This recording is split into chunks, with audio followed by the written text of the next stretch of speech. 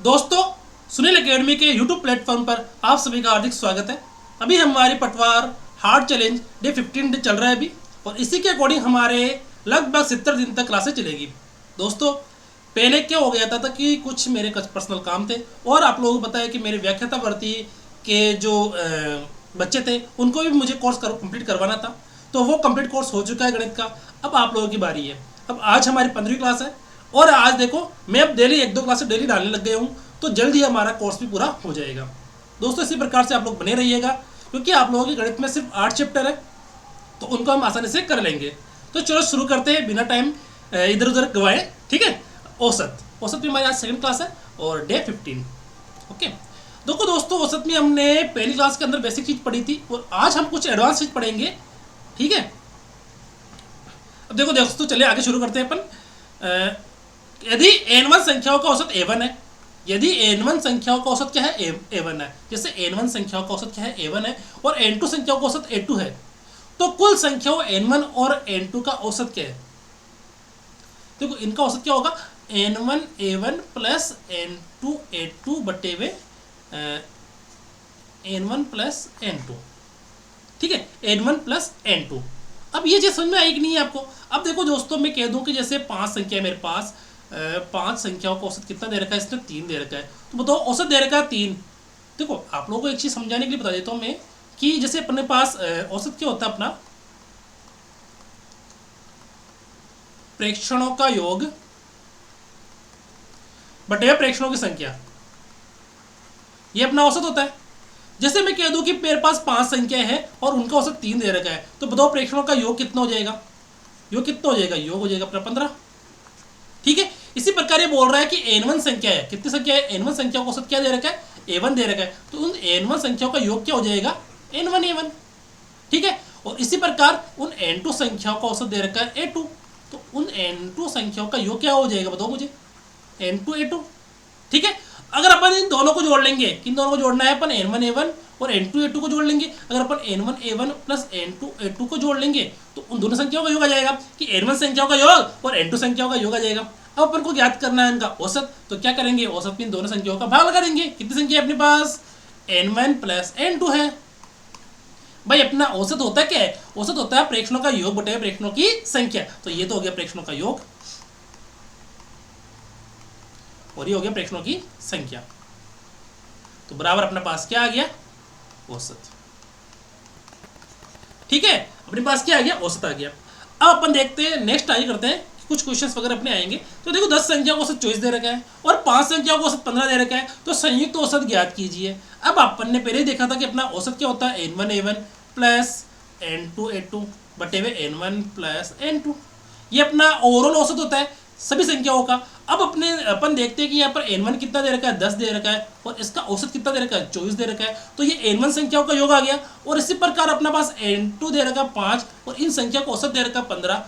तो 5 संख्याओं का योग आ गया। कितना आ गया 5 संख्या का योग? 5 × 15 बटे हुए अपन को करना है n1 प्लस n2, यानी कि 10 प्लस 5। ठीक है। तो अपने पास इधर आ जाएगा औसत। ठीक है।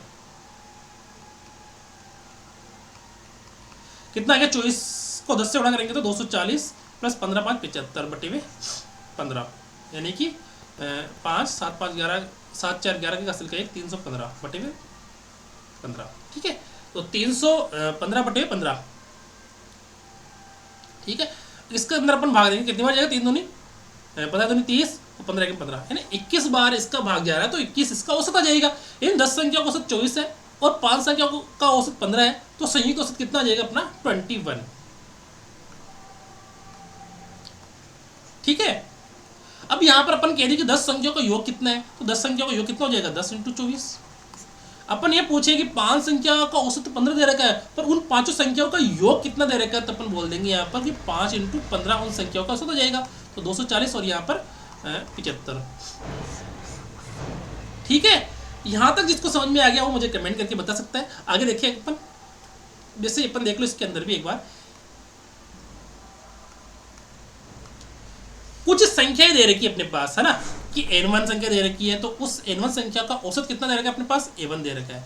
इसी प्रकार n2 संख्या दे रखी है अपने पास, उन n2 संख्या का औसत दे रखा है a2 दे रखा है, इसी प्रकार n3 संख्या दे रखी है और n3 संख्या का औसत दे रखा है अपने पास a3, n4 दे रखा है और n4 संख्या का औसत दे रखा है अपने पास a4।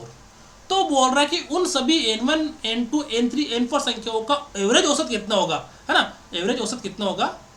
तो क्या होगा, n1 को a1 से गुणा करो, n1 a1, फिर n2 को a2 से गुणा करो, n2 a2, n3 को a3 से गुणा करो, n3 a3, n4 a4। ठीक है, ये तो आ गया अलग अलग संख्याओं का औसत, अलग अलग संख्याओं का योग आ गया। अब अपन क्या करना है, इनको जोड़ना है। तो ये n1, n2, n3, n4 संख्याओं का योग आ गया। अब योग आ गया तो क्या होगा, ये तो प्रेक्षणों का योग हो गया। अब अपन को भाग किसका लगाना है, प्रेक्षणों की संख्या का। प्रेक्षणों की संख्या कितनी है अपने पास, n1 है, n2 है, n3 है और n4 है, इन सबको जोड़ लो। तो ये क्या अपना पास आ गया नेट औसत।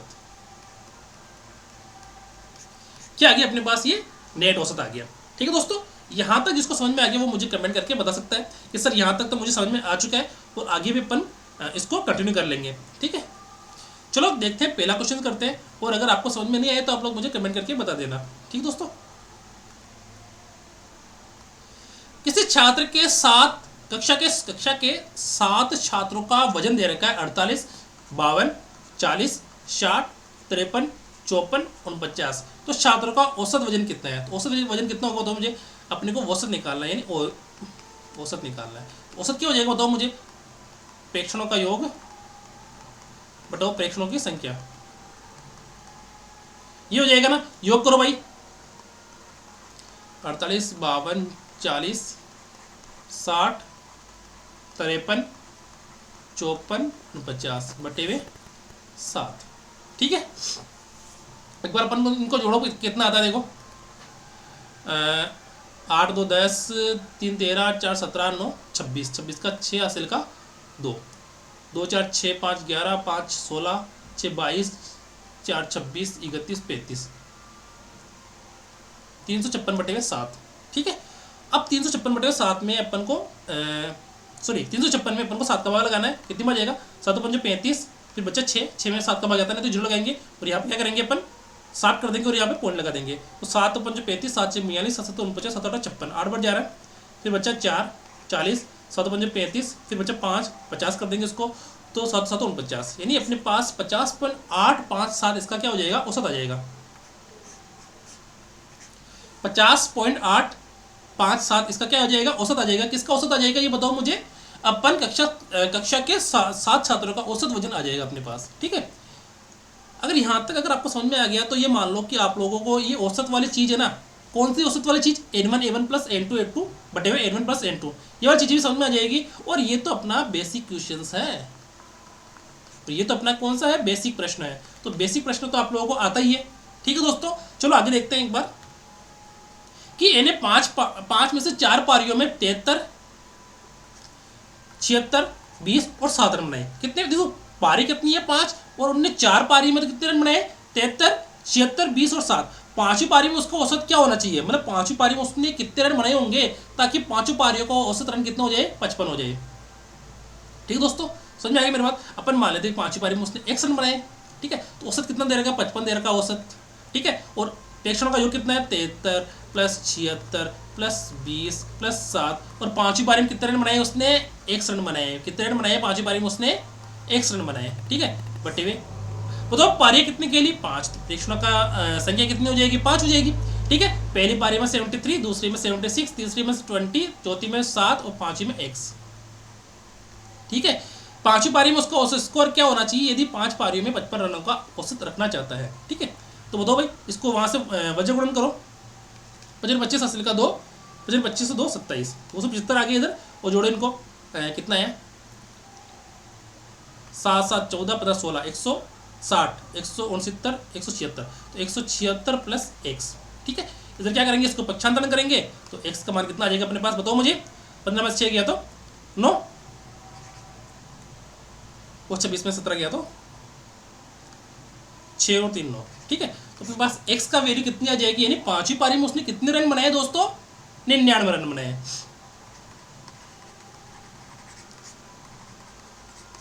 पारी में रन बनाए, कितने रन बनाए उसने, 99। ठीक है, तो 5वीं पारी में उसने 99 रन बना लिए, ठीक है, यहाँ तक समझ में आ गया। तो आगे देखते हैं अपन कि ए तथा बी का औसत 36 है, बी तथा सी का औसत 42 है, तथा सी तथा ए के बीच अंतर कितना है।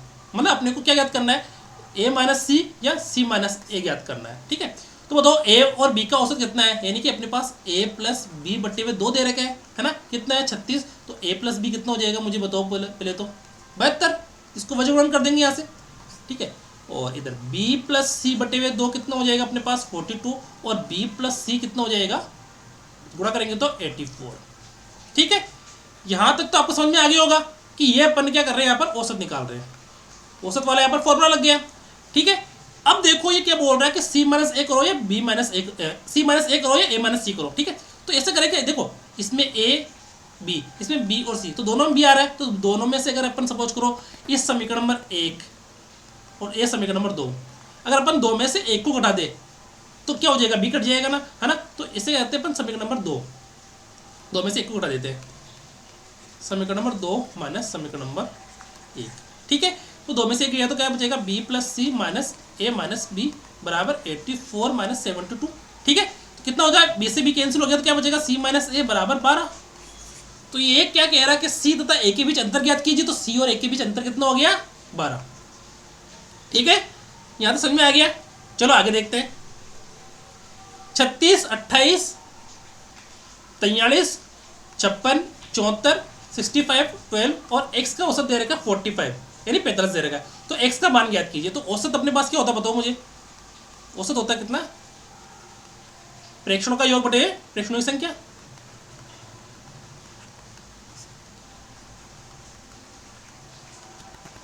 ठीक है, कितना है भाई, 36 plus 28 plus 43 plus 56 plus 74 plus 65 plus 12 plus x, 1 2 3 4 5 6 7 8, यानी कितने हो गए ये 8।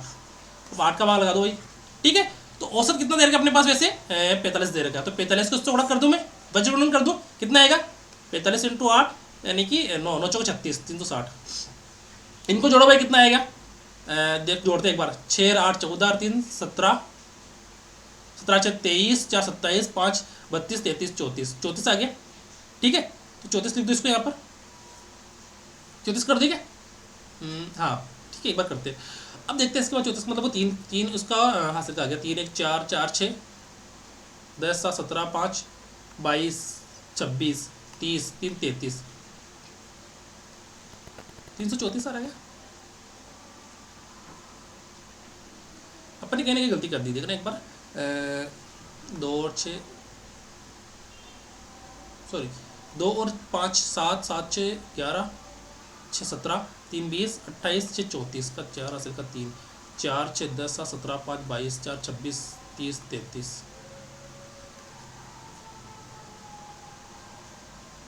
ये क्या गलती आ रही है कि अपने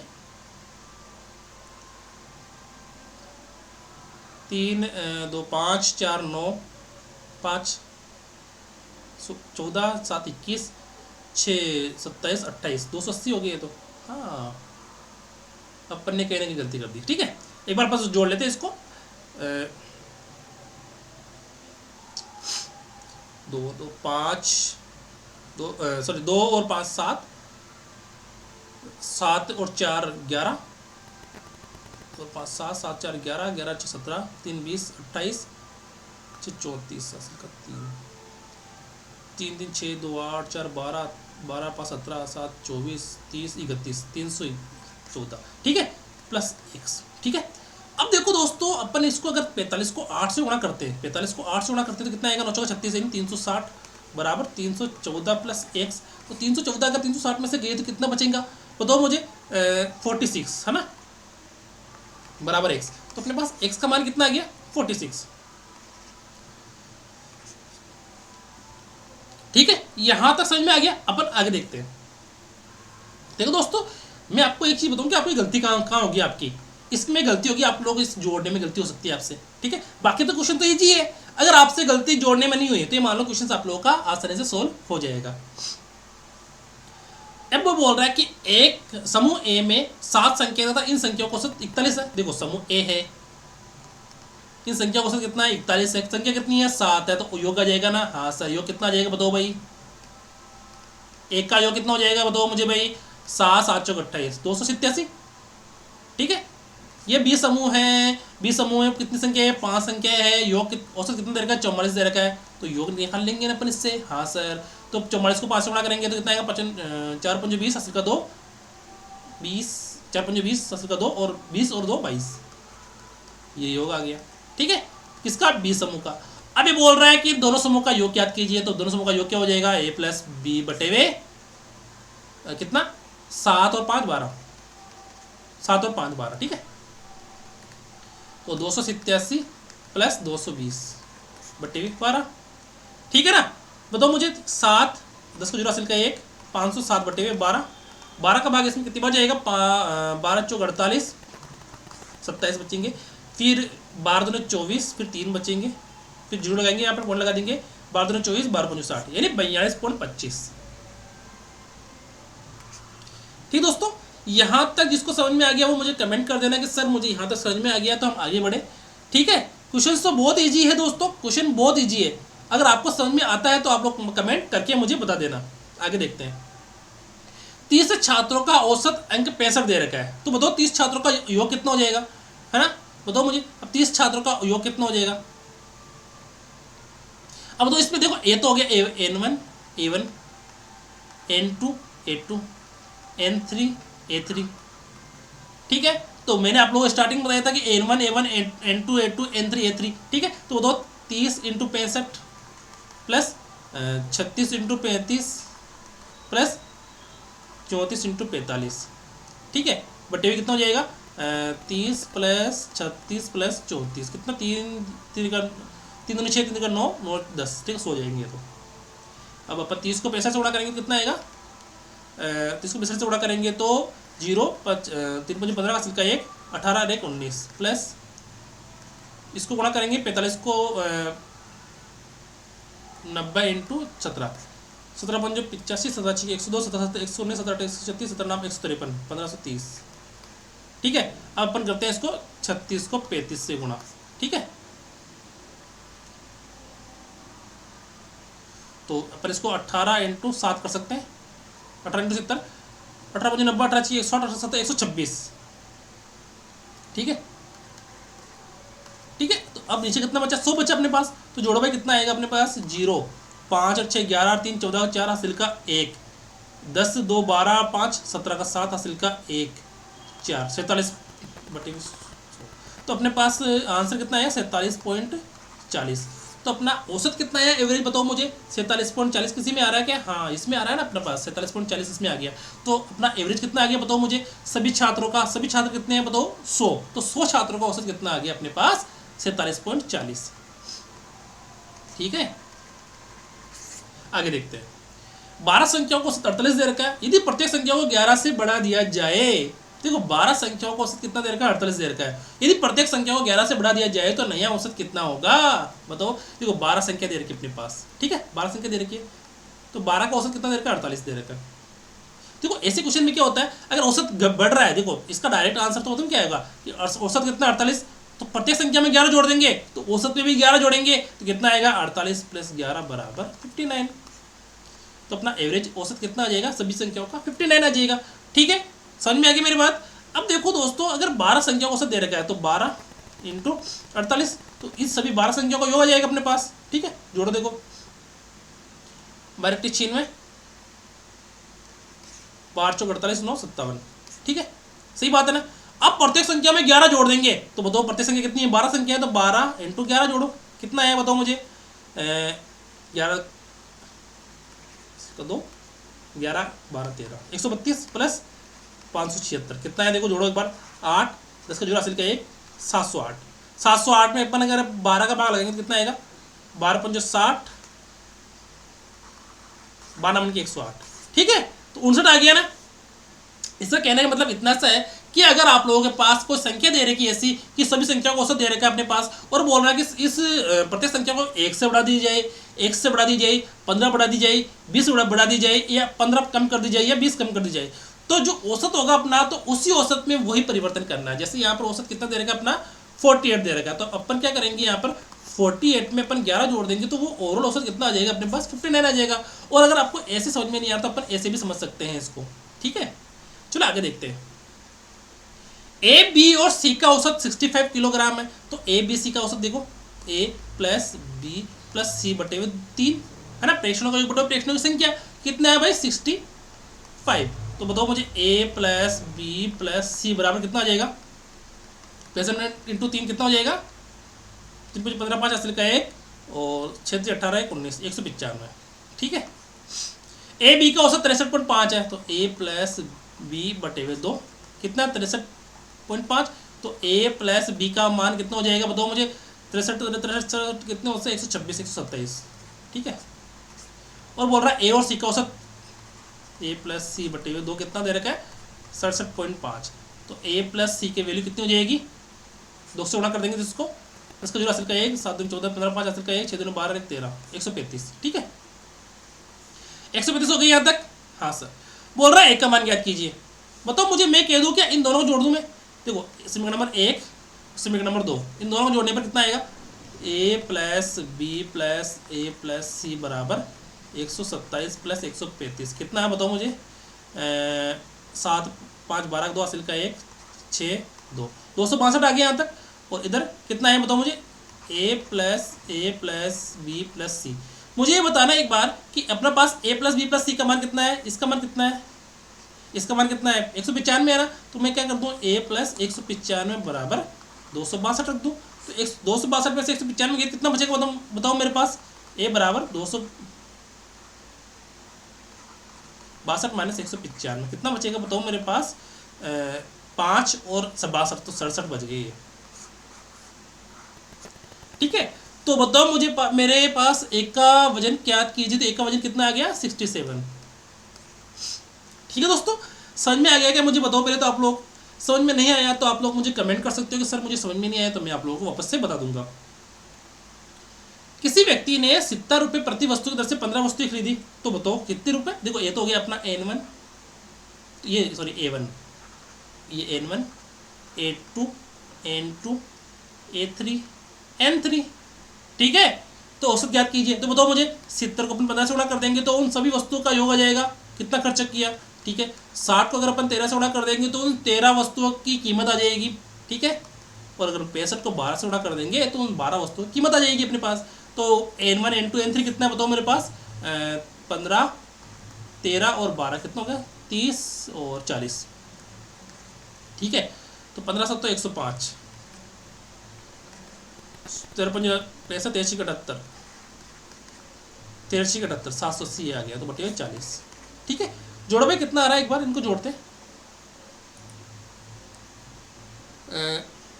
0 8 दूनी 16 16 5 21 का 1 हासिल का 2 16 का 6 हासिल का 1 26 10 कितना 26 10 आ रहा है बटे 40, 40 0 से 0 कैंसिल हो गया। तो 261 में 4 का भाग लगाएंगे कितनी बार आएगा, 4 6 24 हासिल का सॉरी शेषफल बचा 2 21 4 5 20 फिर बच्चा शेषफल 1 पॉइंट 0 लगाएंगे और यहाँ पर पॉइंट लगा दिया। तो 4 दूनी 8 4 5 20 तो 65.25, हाँ ऑप्शन नंबर 1। तो 65.25 इसका क्या आ गया अपना एवरेज मूल्य आ गया, ठीक है दोस्तों। नहीं समझ में आया आप लोगों के तो आप लोग मुझे कमेंट करके बता देना कि सर मुझे इस चीज़ समझ में नहीं आ रही है, तो मैं आप लोगों को वापस से बता दूंगा, ठीक है। अब देखते हैं कि निम्नलिखित संख्याओं का औसत ज्ञात कीजिए। कौन सी संख्या अपने पास, ये दे रखी 12 8 13 7 11 और 9। तो इन सभी संख्याओं का औसत कितना है देखते हैं एक बार, 12 plus 8 plus 13 plus 7 plus 11 plus 9 बटे हुए संख्या कितनी है अपने पास, 1 2 3 4 5 6 संख्या है। 20 33 40 51 और 9 60 60 बटे हुए 6 बराबर 10। तो अपना औसत कितना आ गया दोस्तों, 10 आ गया, ठीक है। अब मुझे आप लोग ये बताना कि आप लोगों को ये प्रश्न समझ में आए हैं या नहीं आए हैं। आप लोग मुझे जरूर बता देना कि आप लोगों को ये प्रश्न समझ में आए या नहीं आए, ठीक है दोस्तों। समझ में आ गए तो आप लोग मुझे कमेंट कर देना कि सर मुझे समझ में आ गए, ठीक है दोस्तों। ये हार्ड चैलेंज इसलिए दे रखा है क्योंकि मुझे पता है अभी जो ज़माना चल रहा है वो हार्ड चैलेंज का ही है, और आप लोग जो मेरे साथ जुड़े हुए हो उन सभी को मुझे ये कोर्स कंप्लीट करवाना है, इसलिए मैंने 70 डे हार्ड चैलेंज रखा था। पर उस समय आप लोगों को पता है कि 70 डे हार्ड चैलेंज के साथ साथ कुछ छुट्टियां भी आ गई थी, जैसे दिवाली वगैरह, सॉरी होली वगैरह है, और कुछ मेरे पर्सनल भी काम थे, उसी वजह से आप लोगों की क्लासेस रेगुलर नहीं हो पाई थी। पर इस महीने से आप लोगों की क्लासेस रेगुलर है। अभी जैसे मुझे जितना टाइम मिल रहा है मैं आप लोगों के लिए ही इतनी क्लासेस ले पा रहा हूँ, जैसे 2 क्लासें 3 क्लासेस जो भी होगी मैं आप लोगों के लिए प्रोवाइड करवा दूंगा। ठीक है, बेस्ट ऑफ लक दोस्तों। इसी क्लास साथ साथ आप लोग की क्लास से रेगुलर आती रहेगी। ठीक है, और लाइक कीजिए चैनल को, शेयर कीजिए और सब्सक्राइब कीजिए। Thank you.